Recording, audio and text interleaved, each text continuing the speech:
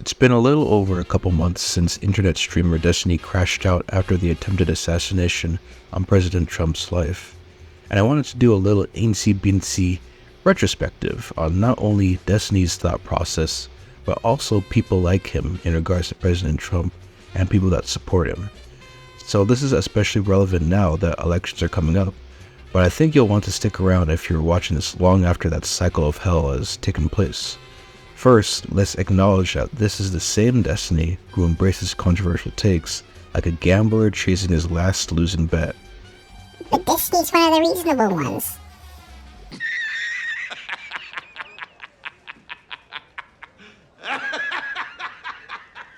Anybody that supports Donald Trump, I think, is crazy. When I talk to the people, it's always the same talking point over and over again. Why do you like Trump over Biden? Well, Trump did way better with the economy. What did Trump do for the economy? Tax cuts. How did that help you? Do you even do your own taxes? You make like $24,000 a year. You save me more money than you. I actually save more money on my tax than you grossed in income because of your president who's a billionaire from New York. Like, none of it actually makes sense. They like Trump because he's funny, because he represents a real anger that people have towards the system, and they want to break shit, and Trump is the guy saying, I'll break it for you. It doesn't go deeper than that ever. There's no policy analysis ever. There's no foreign policy analysis ever, and that's it. That's the extent of the support for Trump. The thing that got us off on this was the tweet that Adam put out, which is that, if you're just calling Trump a fascist, okay, what is that, if you don't give any sort of explanation or understanding of why people are voting for Trump, and all you do is you label him a fascist, obviously, I think, that's going to lead people in your audience to assume that people voting for him are voting for him because they want the fascist, and therefore there's no way to convince those people, there's no way to win those people over in a debate or in a conversation, and the only alternative is through violence. I agree that it's bad rhetorical strategy, which is I don't do it, but everything you just said is true. People that support Donald Trump do support fascism. They're just too stupid to realize it. That is absolutely a factual matter. Okay, so at that point we're just have to defeat these people through physical combat? If we Not don't necessarily. Beat them through I think that our essentially? institution still exists quite Is strongly. calling them stupid but, a good way to win them over in a political fight? Generally, no. That's why I don't usually call them stupid. Okay, well, you just did. I did now because we're having a frank conversation. People that support Donald Trump do support fascism. They're just too stupid to realize it. If Trump's a fascist, then I guess Benito Mussolini forgot to jot down the part about slashing regulations and decentralizing power in his Fascism for Dummies handbook. What sort of drugs were Destiny taking when he said this? Trump pushed for deregulation in energy and healthcare. For healthcare specifically, he passed an executive order that allowed small businesses and self-employed people to band together across state lines to purchase health insurance as a group.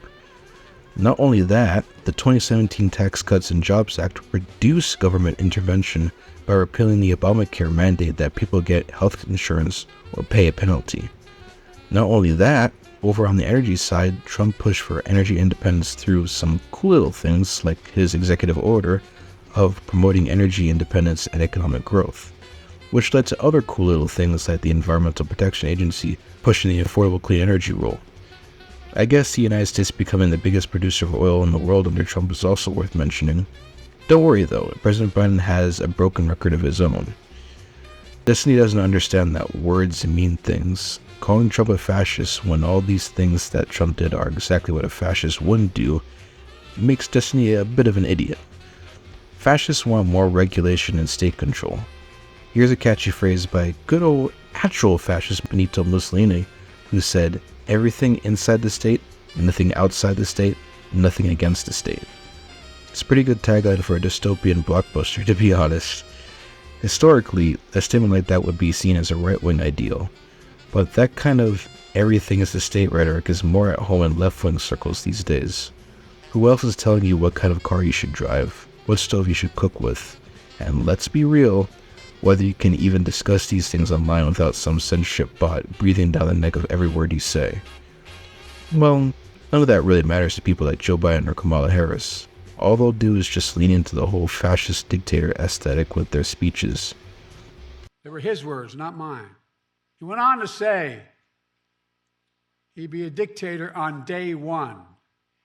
He proudly posts on social media the words that best describe his 2024 campaign, quote, revenge, quote, power, and quote, dictatorship. There's no confusion about who Trump is. It is well known that he admires dictators, wants to be a dictator on day one, according to himself. It is well known that he said of Putin that he can do whatever the hell he wants and go into Ukraine. It is well known that he said when Russia went into Ukraine, it was brilliant. It is well known he exchanged love letters with Kim Jong-un. And it is absolutely well known that these dictators and autocrats are rooting for you to be president again because they're so clear they can manipulate you with flattery and favors. The fascists depend on fear. The fascists depend on us going back. But we're not afraid of weird people. We're a little bit creeped out, but we're not afraid.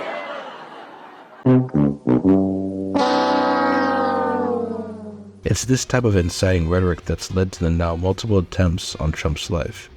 But Destiny doesn't play well with fascists and dictators, especially when there's one that needs to be deposed. People that support Donald Trump do support fascism. They're just too stupid to realize it. Now, if this was the extent of his commentary, then, well, you could just chalk it up to a drug-addled delusion and call it a day.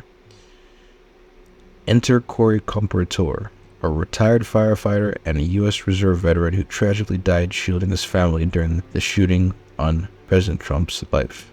A man that is loved by his family and community. By all accounts, this should have never happened. But thanks to this guy, it did. And what was Destiny's reaction? The dude, the firefighter guy, support him. I just want you to know, okay? Just in case you're confused or it seems like I'm, whatever. If one of you were in the crowd and you're a conservative fan of mine and you end up, getting blown away or whatever I'm making fun of you the next day on Twitter. I am. The dude, the firefighter guy, support him. I just want you to know, okay? Just in case you're confused or it seems like I'm, whatever. If one of you were in the crowd and you're a conservative fan of mine and you end up, getting blown away or whatever I'm making fun of you the next day on Twitter. I am. The dude, the firefighter guy, support him. I just want you to know, okay? Just in case you're confused or it seems like I'm, whatever. If one of you were in the crowd and you're a conservative fan of mine and you end up, getting blown away or whatever I'm making fun of you the next day on Twitter. I am. The dude, the firefighter guy, support him. I just want you to know, okay? Just in case you're confused or it seems like I'm, whatever. If one of you were in the crowd and you're a conservative fan of mine and you end up, getting blown away or whatever I'm making fun of you the next day on Twitter. I am. Jesus. Now see, a normal person would show sympathy for a tragical loss, but as you can clearly see, Destiny is anything but that. In fact, Destiny seemed to be more angry that this took place in his swing state than anything else. I think it's okay to show a little empathy, don't you? You're right. Hold on. I'm sorry. I didn't know somebody else died. What state was this in? Pennsylvania, my state. Swing state voter. Sorry, what? Unsurprisingly, some viewers with a shred of decency found this shocking, but there are some others that 100% backed what he said. And, in a way, it kind of makes sense. It's the logical conclusion of their anti-Trump stance.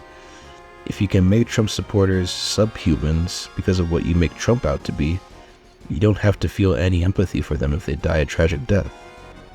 Trump incited an insurrection. He tried to overthrow the government. You know what? Let's address this with a fun story from a while ago. In the remake for Paper Mario The Thousand-Year Door, Nintendo of America's localization team tried to insinuate that a character named Vivian was a transgender woman when he isn't.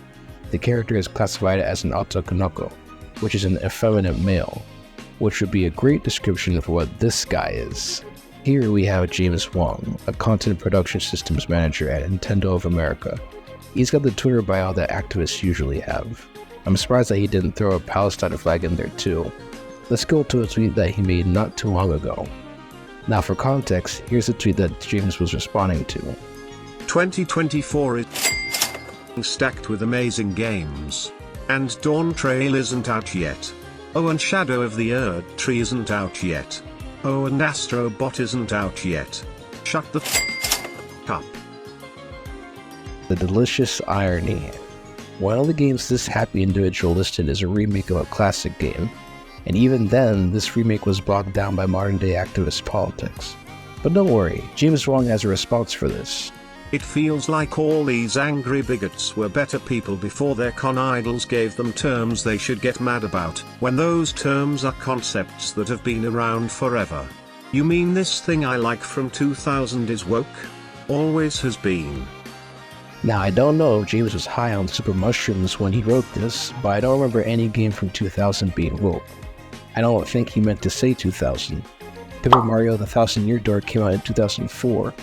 There's a scene in the game where Mario and one of his party partners, Goombella, come across a set of other Goombas. These Goombas essentially catcall Goombella. That's not very woke. In fact, we all know catcalling is a mortal sin, deserving nothing short of the worst punishment imaginable in the current year. So Nintendo of America's localization team did their work and changed the dialogue. But hey, this thing from 2000 or 2004 has always been woke or whatever. Now, to get a grander scoop of what James Wong believes in, we have to go back to January 6th. James says, "These are fellow Americans who don't want human beings like me to exist. They may not say it, but the true intent lies within. They don't care about anything else and can't see that they're the sheep."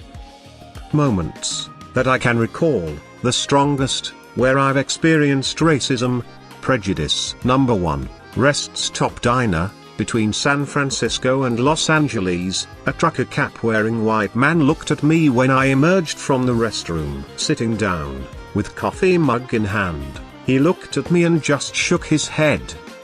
Number 2, on my move from California to Washington, while driving through Oregon, I slowly drove past a truck with a banner that said, "Diversity is a code word for white genocide." It set a tone for the rest of the day, and I was uncomfortable when I ate lunch, alone, in a small town subway.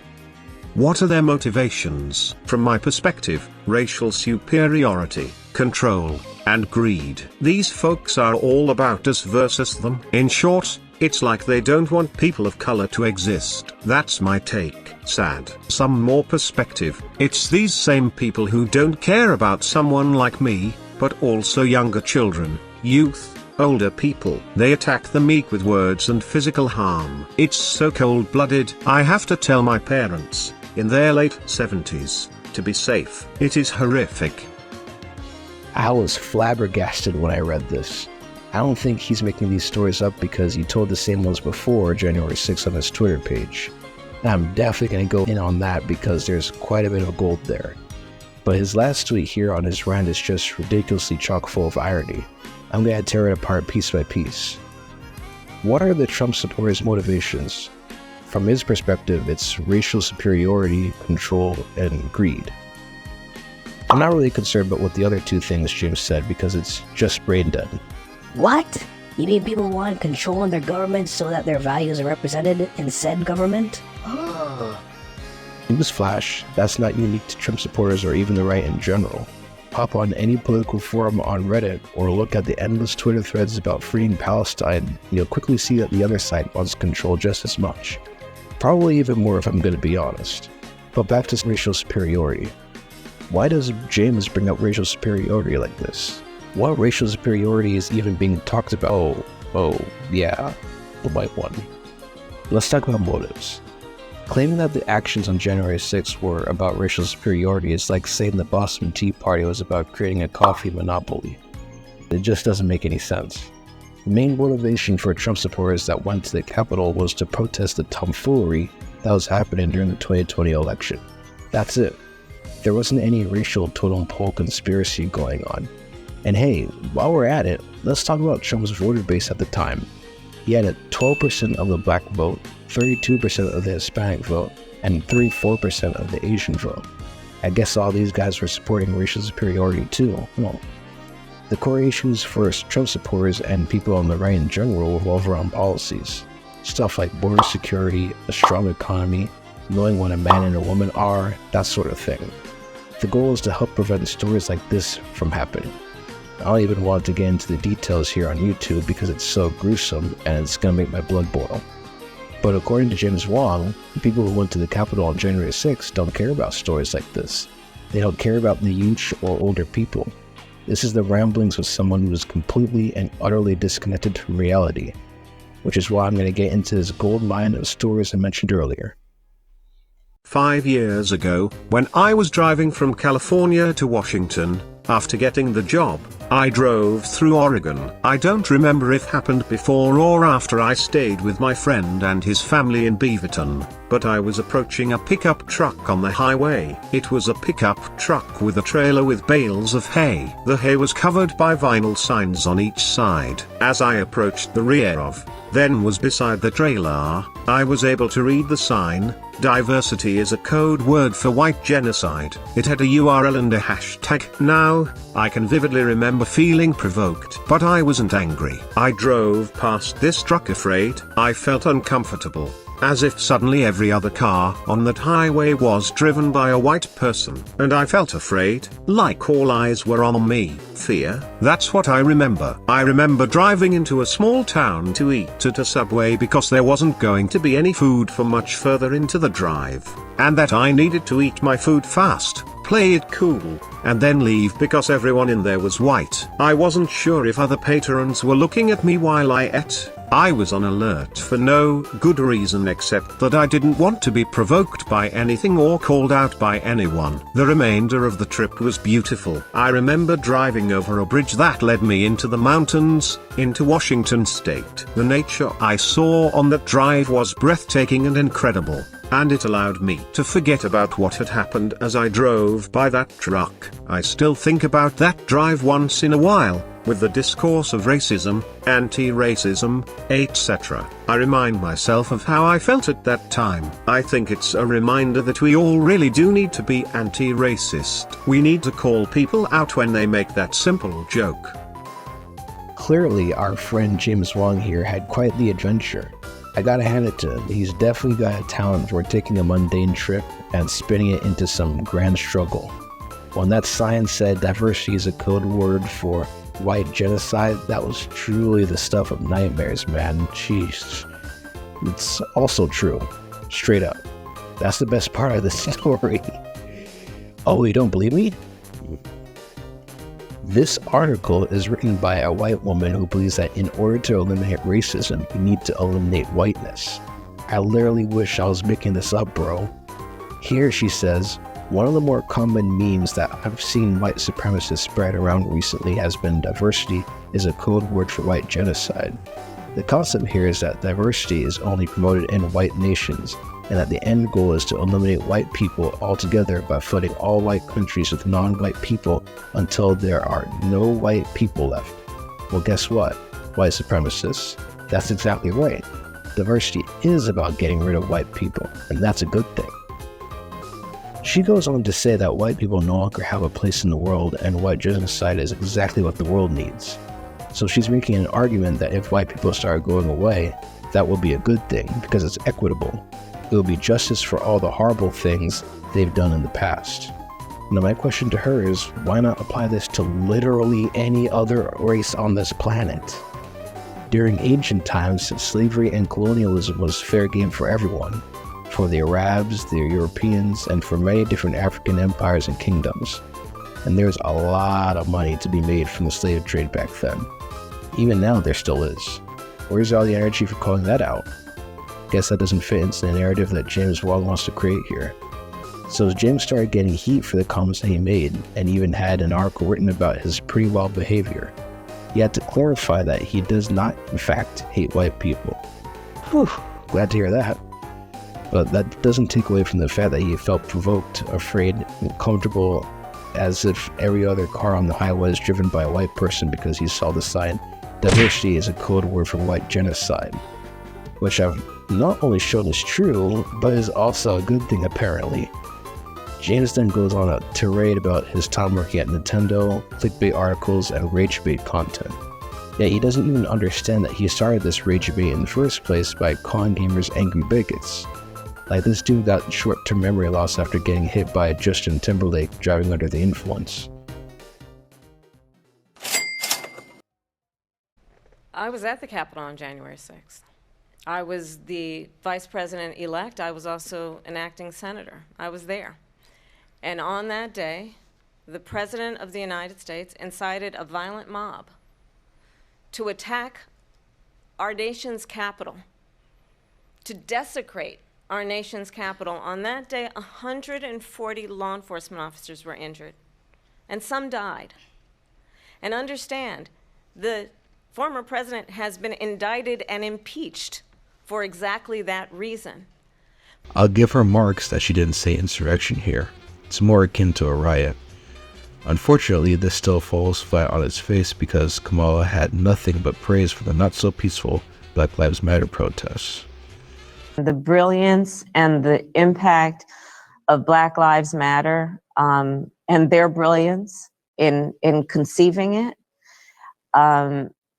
history is going to show was an inflection point in the ongoing fight for justice, to your point, and to reform the criminal justice system and America's criminal justice system. I think it's totally fair to say that January 6th was a riot. But if that's the case, and no one was charged with insurrection, then January 6th really was just a riot. And if that's the case, Destiny has a huge problem. That means all the unhinged things he said about Corey Comperatore and really Trump supporters in general is beyond disgusting. Destiny would be utterly disgusting. So he needs January 6th to be an insurrection no matter what. He has to. The thing is that what defines an insurrection is not set in stone.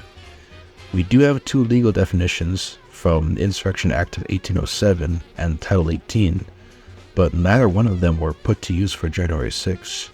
This has led to a couple debates where Destiny would make his case for what an insurrection is and how January 6th fits into that criteria. An insurrection includes 4 vital elements. 1 is an assemblage, meaning a group of people that have come together. 2 is resisting any law or interfering with the course of a government proceeding. 3 is you have to do this by way of force or intimidation. And 4 is it has to be through for a public concern or a public cause, not a private thing that one might be interested in. The huge glaring problem with this is that criteria is so broad, it would make Nikocado Avocado blush. And it perfectly describes the conditions for a riot, particularly the ones that Kamala said were brilliant. And Destiny's debate opponent, Andrew Wilson, points this out. Of a government proceeding. Yeah, so you're Correct. just changing your definition. I'm not resisting. Do you think that resisting a law is the same thing as breaking a law? I think that it could be synonymous inside of people's minds, but no, I could see the distinction with merit. But when you say resisting any law or interfering with the course of a government proceeding, that sure sounds like a riot to me, Destiny. Okay, can you give me an example of a riot where that happens? Where BLM burned down a police station. That seems like it's resisting the law. So that's what law were they resisting the implementation of? The law of arson, the law of rioting, all sorts of laws. So you're telling Destiny ends up making the same blunder in another debate soon after, where his opponent Rob Noor brings up a similar point that Andrew did. Then why do you keep saying they haven't charged an individual with insurrection? Because the fact that we could see that your definition and some of these definitions as well would have meant there were thousands of insurrections over the past 100 years. It beggars belief to say that of all those thousands of insurrections, they never even had one court case, not even one. You can't give me a single example. Sure, Vietnam War protest. Okay, which one? Dozens. Any that had any Give me amount one of them, Rob. That's how legal questions work. You have to give me one protest. Okay, so any protest, I don't have the dates in front of me. Okay, how about we do this? How about we do this? I can give you give me a legal. So overall, wait. Before we wrap this up, there's one more thing that we gotta mention. We have to mention this.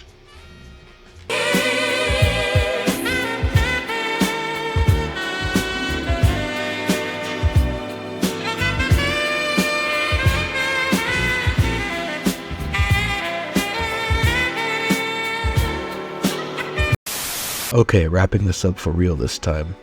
This guy is unironically evil, full stop.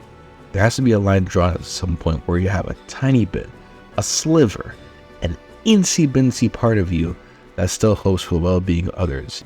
We're not talking about muffin catchers like EDP 445. Destiny had this visceral reaction to a family man that was absolutely loved and tragically done away with. Because of how awful he thinks Trump is, so his supporters must also be on a similar level of banality.